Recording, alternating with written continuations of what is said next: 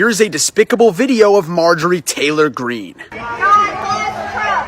God bless Trump! God bless Trump! God bless Trump! Make America great again! Make America great again! Make America great again! God bless. God bless you, ma'am.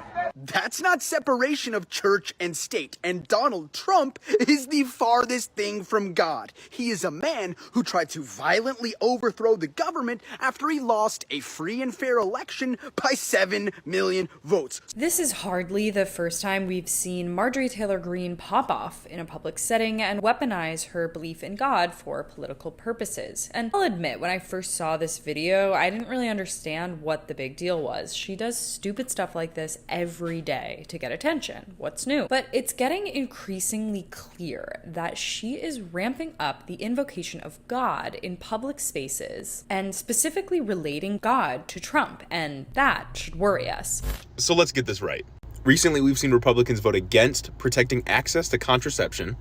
They voted against marriage equality, which includes same-sex marriages and interracial marriages. They voted against the right to travel for abortion services. They voted against an amendment to the defense spending bill that would root out white supremacists and neo-Nazis in the U.S. military and in federal law enforcement. And while being against any and all gun reform, the Republican Party voted against an active shooter alert system, which would notify community members if there was a mass shooting happening nearby. And of course, a few months ago, the Republican Party voted against more funding for the FDA to ensure a baby formula shortage doesn't happen again in the future. And Republicans voted against a bill that would reduce price gouging in gas prices. Man, I want to thank this TikToker for putting this video together because I think he's illustrating something important about what is obvious, what the right-wing strategy and all they care about as far as their platform going forward. It's not an affirmative platform. It's not about getting people stuff, progressing their lives in a forward direction, making things better. In fact, it's quite the opposite. There's a bunch of things I'm not even mentioning, but it's pretty clear the conservative agenda in America is to make your life worse. And then, of course, you get an actual elected official on the record, and she's espousing her beliefs and thoughts of what she thinks her job is as, a servant of the people in the Congress. And she comes out and says a bunch of stuff that she wants to take away, that she would like to get rid of.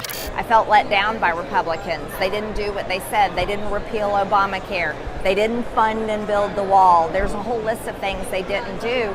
And I very much want to be a part of a Republican conference in the majority in the House that actually does do those things. White men are bad. White men, they're bad. They have to be pushed to the back. They shouldn't be listened to.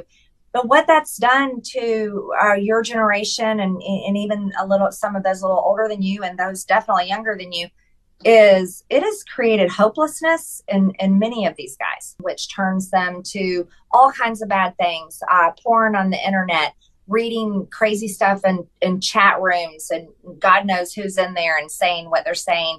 A lot of time playing video games. And I know people don't like to demonize video games, but I do think that maybe has a role there for certain people. Poor white men, critical race theory. It's like, you guys really are just a bunch of bitches. I love these conservative arguments. Poor white men. White men are just, in the media that everyone says we're so bad. What's that going to do to our kids if they have to grow up knowing? Like, as if white people still don't own everything. As if white people haven't been ruling the world for the last, 500 years or so, as if these things, discrimination, redlining, segregation, slavery, all the way up until now to where you still look at who owns everything. It ain't the blacks, it ain't the Latinos, it's still white people by far and away. Whether you look here in America or you look over there across overseas in Europe, you look in Africa, there's still European interests taking away resources all over the place.